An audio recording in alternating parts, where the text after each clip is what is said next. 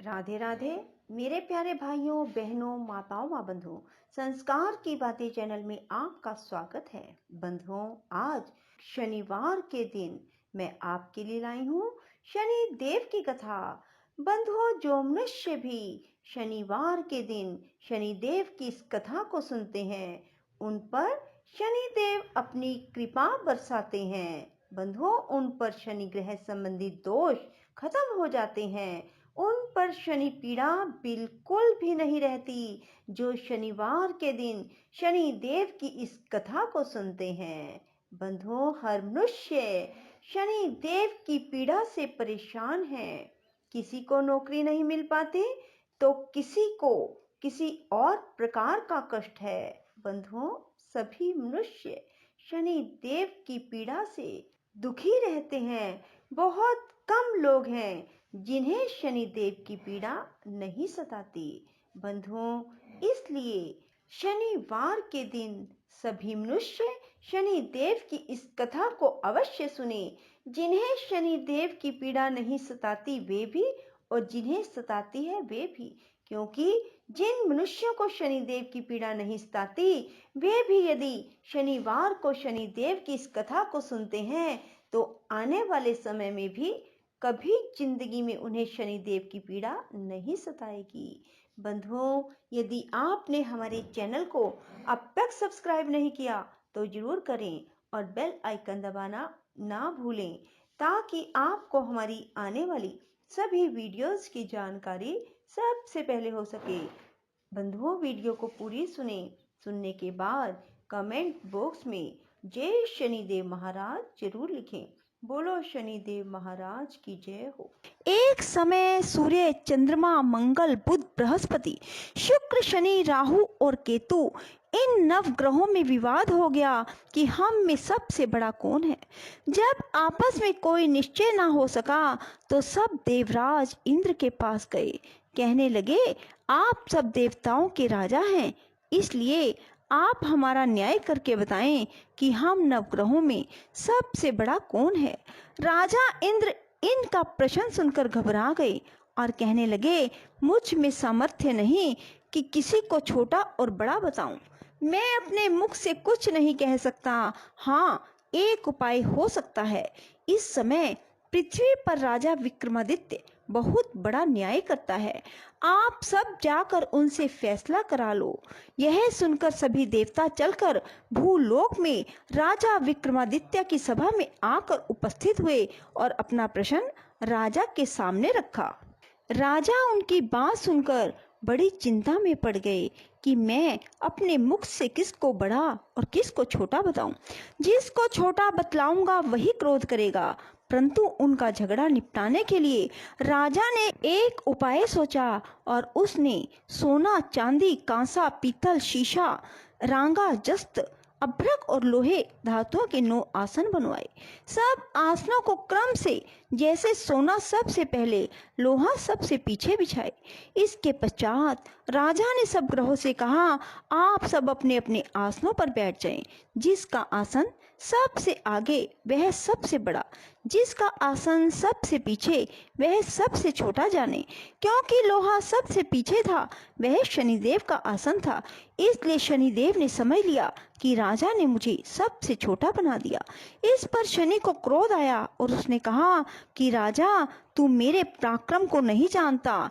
सूर्य एक राशि पर 1 महीना, चंद्रमा 2.25 दिन और मंगल 1.5 महीना, बृहस्पति 13 महीने, बुध और शुक्र 1 महीना, राहु और केतु दोनों उल्टे चलते हुए केवल 18 महीने रहते हैं।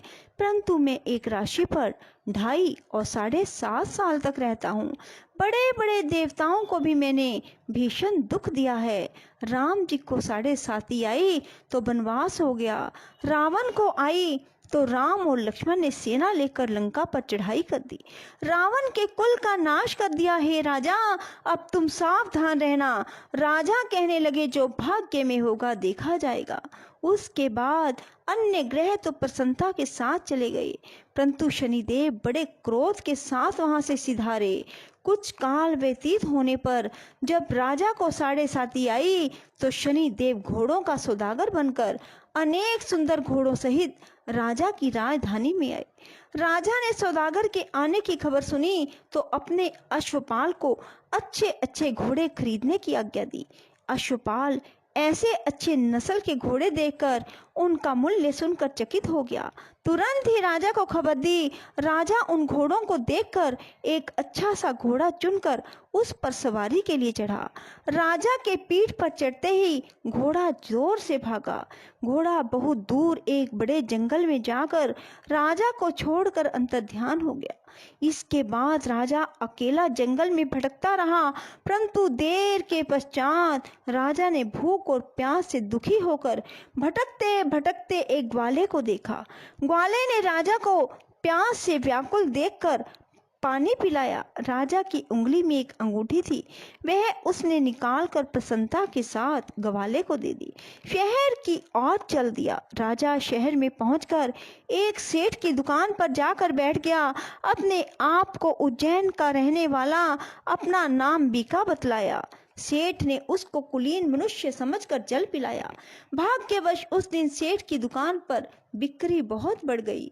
सेठ उसको भाग्यवान पुरुष समझकर भोजन कराने के लिए अपने साथ ले गया। भोजन करते समय राजा ने एक आश्चर्य की बात देखी कि खूंटी पर हार लटक रहा है और वह खूंटी हार को निगल रही है। सेठ को कमरे में हार ना मिला तो उसने यही निश्चय किया कि सिवाय बीका के और कोई कमरे में नहीं आया। अवश्य ही उसी ने हार चोरी किया है। 5-7 आदमी इकट्ठे होकर उसको फौजदार के पास ले गए। फौजदार ने उसको राजा के सामने उपस्थित कर दिया और कहा, ये आदमी तो भला प्रतीत होता है, चोर नहीं मालूम होता, परंतु सेठ का कहना है कि इसके सिवाय कोई घर में आया ही नहीं। अवश्य ही इसने चोरी की है। तब राजा ने आज्ञा दी कि इसके हाथ पैर काटकर चौरंगिया किया जाए। राजा की आज्ञा का तुरंत पालन किया गया। बीका के हाथ पैर काट दिए गए। कुछ काल के बाद एक तेली उसको अपने घर ले गया। बीका कोलू पर बैठा हुआ अपनी जुबान से बैल हाँकता रहा। कुछ वर्षों में शनि की दशा समाप्त हो गई। एक रात को वह वर्षा ऋतु के समय मल्हार राग गाने लगा।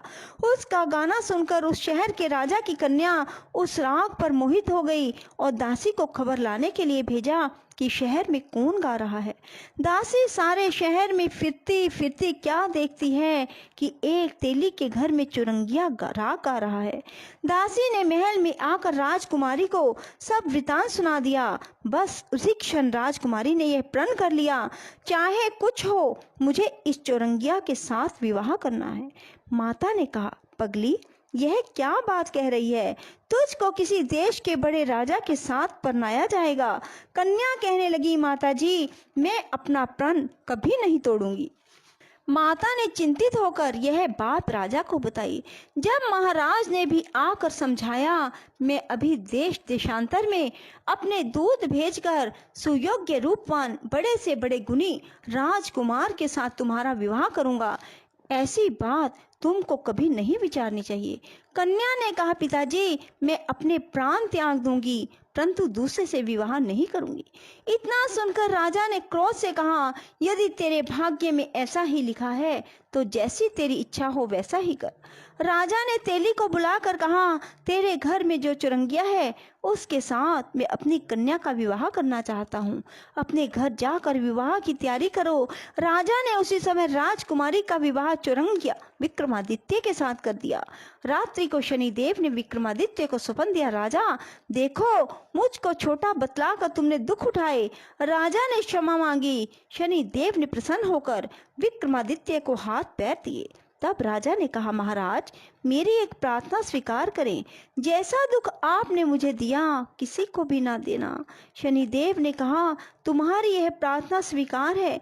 जो मनुष्य मेरी कथा सुनेगा या कहेगा उसको मेरी दशा में कभी किसी प्रकार का दुख नहीं होगा। जो नित्य ही मेरा ध्यान करेगा और चींटियों को आटा डालेगा उसके सब मनोरथ पूर्ण होंगे। इतना कहकर शनिदेव अपने धाम को चले गए। राजकुमारी की आंख खुली उसने पति के हाथ पांव देखे तो बड़ा आश्चर्य हुआ। राजा ने अपना समस्त हाल कहा कि मैं उज्जैन का राजा विक्रमादित्य हूँ। यह बात सुनकर राजकुमारी अत्यंत प्रसन्न हुई। प्रातः काल राजकुमारी से उसकी सखियों ने पूछा तो उसने अपने पति का समस्त वृतांत कह सुनाया। सब ने प्रसन्नता प्रकट की और कहा कि ईश्वर ने आपकी मनोकामना पूर्ण कर दी। जब उस सेठ ने यह सुनी तो सेठ विक्रमादित्य के पास आया और उसके पैरों में गिरकर क्षमा मांगने लगा। आप पर मैं चोरी का दोष लगाया, आप मुझको जो चाहे दंड दें। राजा ने कहा मुझ पर शनिदेव का कोप था, इसी कारण यह सब दुख मुझको प्राप्त हुआ, इसमें तुम्हारा कोई दोष नहीं। तुम अपने घर जाकर अपना कार्य करो। सेठ बोला मुझे तभी शांति होगी जब आप मेरे घर चलकर प्रीति पूर्वक भोजन करेंगे। राजा ने कहा जैसी आपकी मर्जी वैसा ही करें। सेठ ने अपने घर जाकर अनेक प्रकार के भोजन बनवाए और राजा विक्रमादित्य को प्रीति भोज दिया। जिस समय वे भोजन कर रहे थे एक अत्यंत आश्चर्य की बात सबको दिखाई दी। जो खूंटी पहले हार निकल गई थी वह अब उगल रही थी। जब भोजन समाप्त हो गया तो सेठ ने हाथ जोड़कर बहुत सी मोहरे राजा को भेंट की। कहा कि मेरे श्री कंवरी नामक एक कन्या है, उसका परिग्रहण आप करें। उसके बाद सेठ ने अपनी कन्या का विवाह राजा के साथ कर दिया और बहुत सा दान दहेज दिया। कुछ दिनों तक वहां निवास करने के बाद विक्रमादित्य ने शहर के राजा से कहा अब मेरी उज्जैन जाने की इच्छा है। राजा और सेठ से विदा लेकर राजकुमारी मनभावनी सेठ की कन्या श्री कंवरी दोनों जगह के दहेज में प्राप्त अनेक दास दासी रथ और पालिकाओं सहित विक्रमादित्य उज्जैन की तरफ चले। जब शहर के निकट पहुंचे और पुरवासियों ने राजा के आने का संवाद सुना, समस्त उज्जैन की प्रजा अगवानी के लिए आई। बड़ी प्रसन्नता से राजा अपने महल में पधारे। सारे शहर में बड़ा भारी महोत्सव मनाया गया। रात्रि को दीपमाला की गई। दूसरे दिन राजा ने शहर में सूचना कराई कि शनि देव सब ग्रहों में सर्वोपरि हैं। मैंने उनको छोटा बतलाया, इसी से मुझको यह दुख उठाना पड़ा। सारे शहर में प्रत्येक शनिवार को शनि देव की पूजा और कथा होने लगी और प्रजा अनेक प्रकार के सुख भोगती रही। जो कोई मनुष्य शनिवार की कथा को पढ़ता अथवा सुनता है, शनि देव की कृपा से उसके सब दुख दूर हो जाते हैं। बोलो शनि देव महाराज की जय। राधे राधे, जय श्री कृष्णा। बंधुओं, यदि आपको हमारी वीडियो पसंद आए तो इसे लाइक करें और शेयर भी जरूर करें। धन्यवाद।